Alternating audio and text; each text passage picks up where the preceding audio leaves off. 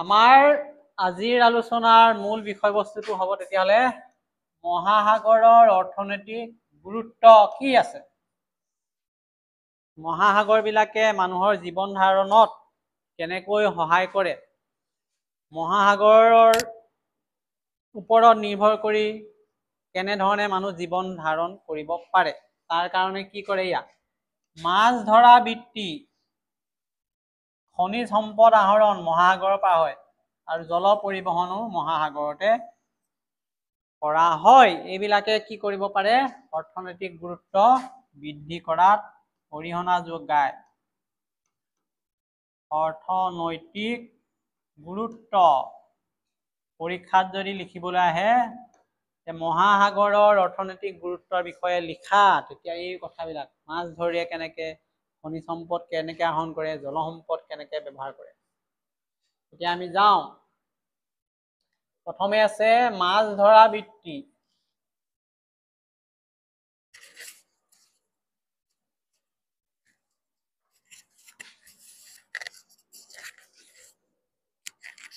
সাগৰীয় জৈৱ সম্পদবিলাকৰ ভিতৰত প্ৰচুৰ পৰিমাণে পোৱা সম্পদবিধেই হ'ল মাছ।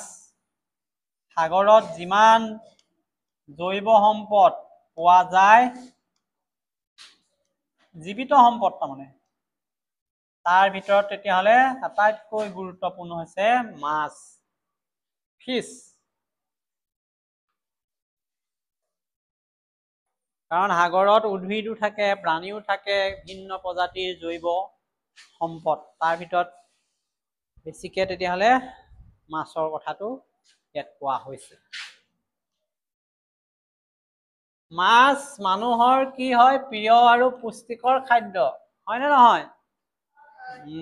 বিভিন্ন প্ৰকাৰৰ মাছ মানুহে খাব লৈছে পুষ্টিকৰ খাদ্য হিচাপে ইয়াক, আৰু এইটো প্ৰিয় খাদ্য। বিভিন্ন অনুষ্ঠান যেতিয়া আয়োজন কৰে মানুহে মাছ মাংস কথা বেছি গুৰুত্ব দিয়ে, তেতিয়াহ'লে এই মাছ মাংসই এটা গুৰুত্ব পাইছে। কাৰণ ইয়াত কি থাকে, বেছি পৰিমাণে প্ৰটিন থাকে, আৰু প্ৰটিন আমাৰ শৰীৰত দৰকাৰ, আমাক পুষ্টি প্ৰদান কৰে।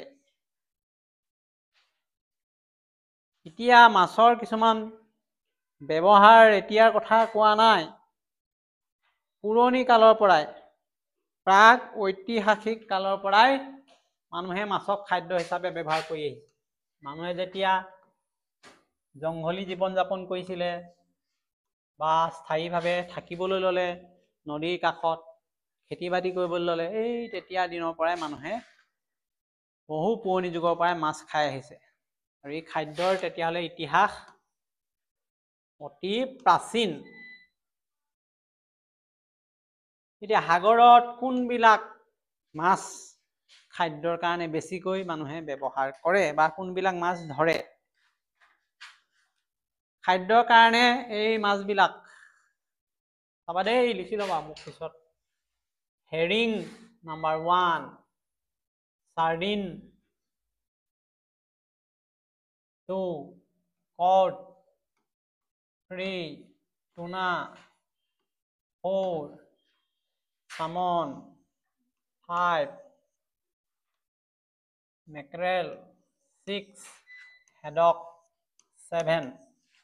7টা নাম আছে, কিবা যদি স্পেলিং ভুল হৈছে শুদ্ধ কৰিব লাগিব, খৰকে লিখাত কেতিয়াবা ভুল হ'ব পাৰে। ঠিকে আছে, বেছিকৈ মাছ ধৰা হয় সাগৰত এইকেইটা, হেৰিং, চাৰ্ডিন, কড, টুনা, চামন, মেক্ৰেল, হেডক। সাগৰত পোৱা মাছৰ নাম লিখা, তেতিয়া তোমালোকে গৰৈ, বৰালি, ৰৌ, বাহু লিখিব নালাগিব। আমাৰ বিশেষ স্পেচিয়েল নাম দিছে, এইকেইটা নাম লিখিব লাগিব। শুনিছেনে নাই? কোনোবাই কৈ দিলে মাছৰ নামে লিখিব কৈছে, লিখি দিয়া, এনেকে নহব। আমাক যেনেকে দিছে সাগৰীয় মাছ বুলি কৈছে, সেই মাছবিলাকৰ নাম এনেকে লিখিব লাগে। গতিকে এইবোৰ খাদ্য হিচাপে মানুহে বেছিকৈ ব্যৱহাৰ কৰে, আৰু এইবিলাক বেছি পুষ্টিকৰ। লগতে আৰু কথা দিছে, সেইফালে শুনি লোৱা। এই মাছবোৰক কেৱল খাদ্য হিচাপে যে ব্যৱহাৰ কৰা হয় এনে নহয়, ইয়াৰ কিছুমানৰ অন্য ব্যৱহাৰো আছে, অন্য কামতো ইয়াৰ মূল্য আছে। গতিকে মাছৰ ভিন্ন ব্যৱহাৰৰ কথা ইয়াত আমি পালো। খাদ্য হিচাপেও ব্যৱহাৰ কৰে আৰু বিভিন্ন ব্যৱসায়িক উদ্দেশ্যতো ব্যৱহাৰ হয়। এতিয়া কেনেকে ব্যৱহাৰ হয় এইটো উদাহৰণ মনত ৰাখিবা।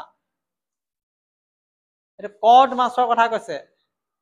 কড মাছৰ তেল ভিটামিন সমৃদ্ধৰ বাবে ই বৰ মূল্যৱান। বুজিছানে? এই মাছটোৰ নাম কড, ইয়াত ভিটামিন আছে, সেইকাৰণে ইয়াৰ মূল্য বেছি। আৰু কড মাছৰ পৰা উৎপন্ন তেলত ভিটামিন, বিশেষকৈ ডি ভিটামিন, কি ভিটামিন? ডি ভিটামিন আছে, সেইকাৰণে ইয়াৰ ডিমাণ্ড বহুত বেছি।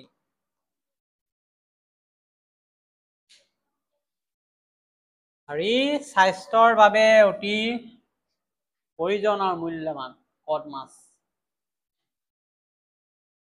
1 নম্বৰ। 2 নম্বৰ আৰু এটা মাছ দিছে। তেনেদৰে হাংগাৰ আদি ডাঠ ছালৰ সাগৰীয় প্ৰাণীৰ যিবিলাক মাছ আছে, ইহঁতৰ ছালেৰে কি বনায়? জোতা, বেগ আদিও তৈয়াৰ কৰা হয়। এইটো হাংগাৰ। হাংগাৰ আদি মোটা ছাল থকা মাছৰ চামৰা ব্যৱহাৰ কৰি তেতিয়াহ'লে জোতা বনাব পাৰে, বেগ বনাব পাৰে। এইটো ইয়াৰ গুৰুত্ব। আৰু আজিকালি কি হৈছে, সাগৰত মাছ ধৰাটো এক প্ৰকাৰ ব্যৱসায় হৈছে। ডাঙৰ ডাঙৰ ব্যৱসায়ীয়ে সাগৰত ডাঙৰ ডাঙৰ কৌশলগতভাৱে টেকনিকেলি উন্নত সা সঁজুলি ব্যৱহাৰ কৰি সাগৰৰ পৰা মাছ ধৰি বিদেশলৈ ৰপ্তানি কৰে, দেশৰ ভিতৰতে ৰপ্তানি কৰে, ৰাজ্যবিলাকত ৰপ্তানি কৰে। সেইকাৰণে এতিয়া উন্নত উদ্যোগত পৰিণত হৈছে মাছ ধৰাটো। শিল্প উদ্যোগৰ আকাৰ লৈছে।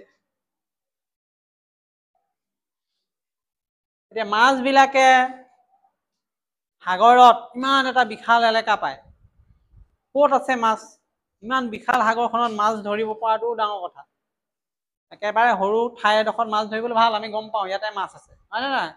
সাগৰখনতো সৰু নহয়, কিমান দ থাকে, মাছ এটা তাত কোনফালে আছে?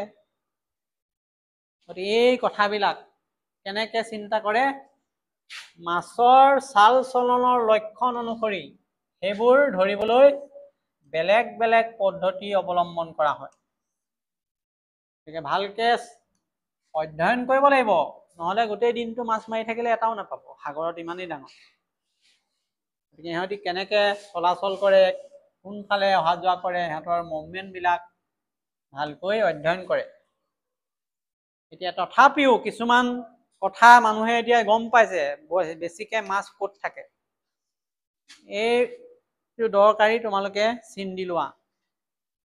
এই ধৰ সাগৰৰ যি অংশত উদ্ভিদ প্লৱক প্ৰচুৰ পৰিমাণে থাকে, এয়া উদ্ভিদ প্লৱকৰ কথা ক'লে। উদ্ভিদ প্লৱক আমি পাইছিলো নহয়। গতিকে যি ঠাইত এই উদ্ভিদ প্লৱক বেছি পৰিমাণে থাকে, তাতেই বিখ্যাত মৎস্য ক্ষেত্ৰবোৰ গঢ়ি উঠিছে, তাতেই মানুহে বেছিকৈ মাছ ধৰিবলৈ সক্ষম হৈছে। কেলে? এই উদ্ভিদ প্লৱকবিলাক খাবলৈ মাছবিলাক আহে, আৰু য'ত মাছ গোট খায় এই উদ্ভিদ প্লৱবিলাক খাবলৈ খাদ্য বিচাৰি বিচাৰি, তাতেই মাছ ধৰাৰ বাবে উপযুক্ত ঠাই। উদ্ভিদ প্লৱক মাছৰ মুখ্য খাদ্য, সেয়েহে য'তেই বেছি থাকে সেই ঠাইতেই মৎস্য ক্ষেত্ৰত পৰিণত হয়। আৰু এই মৎস্য ক্ষেত্ৰবিলাক আজিকালি অৱস্থান নিৰ্ণয় কৰিবলৈ হ'লে নতুন নতুন বিজ্ঞান প্ৰযুক্তি সহায় লৈছে, অত্যাধুনিক।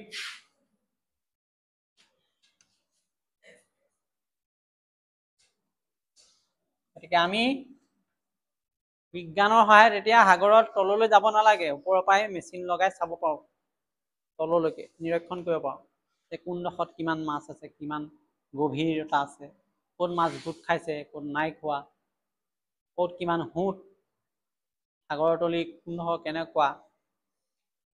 এই উন্নত প্ৰযুক্তিৰ হোৱাৰ কাৰণে এতিয়া সাগৰীয় মাছবোৰ ধৰা আৰু সংৰক্ষণৰ ক্ষেত্ৰত আজিকালি অত্যাধুনিক সেইকাৰণে প্ৰযুক্তি ব্যৱহাৰ কৰা হয়। ধৰিবলৈও ব্যৱহাৰ কৰা হয় বা সিহঁতক ভালকে ৰাখিবলৈও কি কৰে, শীতলীকৰণ কৰে, ফ্ৰিজিং কৰে, মেচিন আদিত ব্যৱহাৰ হয়। আমি যে বজাৰত মাছ পাই থাকো ইমান ডাঙৰ ডাঙৰ, আমাৰ অসমৰ মাছ নেকি? সাগৰীয় মাছে আহে, বৰফত ভৰাই আনে নাই? সাগৰতটো বহুত দিনতে মৰা। আমাৰ ইয়াত আহি যেতিয়া পায়হি এমাহ লাগি যায়, 20 দিন লাগি যায়। ইমান দিন কেনেকে ভাল হৈ থাকে মাছ?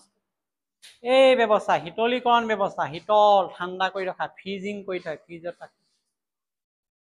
গতিকে আজিকালি উন্নত হৈছে। আগতে লগালগ ধৰি পেলাই লগালে খাব লাগিছিলে, নহ'লে বেয়া হৈ যায়, গেলি যায়।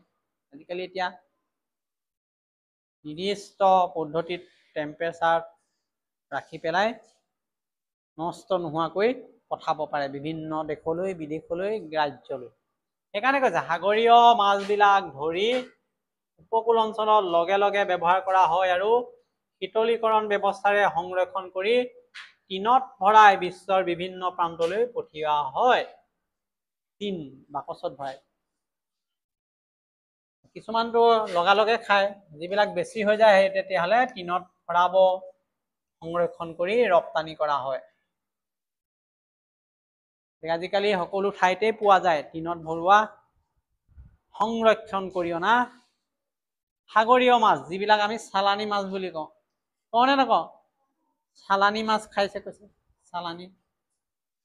কিন্তু আজিকালি তাতো ডুপ্লিকেট হৈছে, গম পাইছেনে তোমালোকে? আৰে যে নষ্ট হৈ যায় পটকে। মানুহে কি কৰিছে, মাছটোৰ ওপৰত আজিকালি মেডিচিন, ইনজেকশ্যন দি দিয়ে নুগুন্ধাবলৈ, বেয়া নহবলৈ, বহুদিন ভালে থাকিবলৈ। কিন্তু সেই ইনজেকশ্যনটো আকৌ আমাৰ শৰীৰৰ কাৰণে অপকাৰী, যিটো তাত দৰৱ দিয়ে বা কিবা এটা সানি দিয়ে মাছটোৰ ওপৰত, তেল জাতীয়। এইবিলাক আমাৰ খালে অপকাৰ কৰিব শৰীৰত। সেইকাৰণে চালানী মাছ বেছিকে খোৱাটো উপযোগী নহয়। লোকেল মাছ খায় মানুহে, সৰু হ'লেও ভাল, লোকেল বুলি। সাগৰৰ মাছ, চব মাছ ভাল নহ'বও পাৰে, কোনোবাই বেজি দিব পাৰে সংৰক্ষণ কৰাৰ স্বাৰ্থত। যি কি নহওক, বিশ্বৰ প্ৰায়বোৰ সকলো দেশতে এই মাছবিলাক এতিয়া সহজলভ্য হৈছে। এইডোখৰলৈকে আমি পঢ়িলো সাগৰৰ মাছ ধৰা বৃত্তিৰ লগত জড়িত বিভিন্ন কথা, মাছৰ বিভিন্ন সাগৰীয় নামবিলাক পালো, লগতে এই সাগৰীয় মাছবোৰে আমাক কেনেকে উপকাৰ কৰে, সাগৰীয় মাছৰ পৰা কি কি আমি প্ৰস্তুত কৰো, সাগৰীয় মাছ কেনেকে ধৰা হয়, সাগৰীয় মাছ কোন কোন অঞ্চলত বেছিকৈ আছে, পালোনে নাই?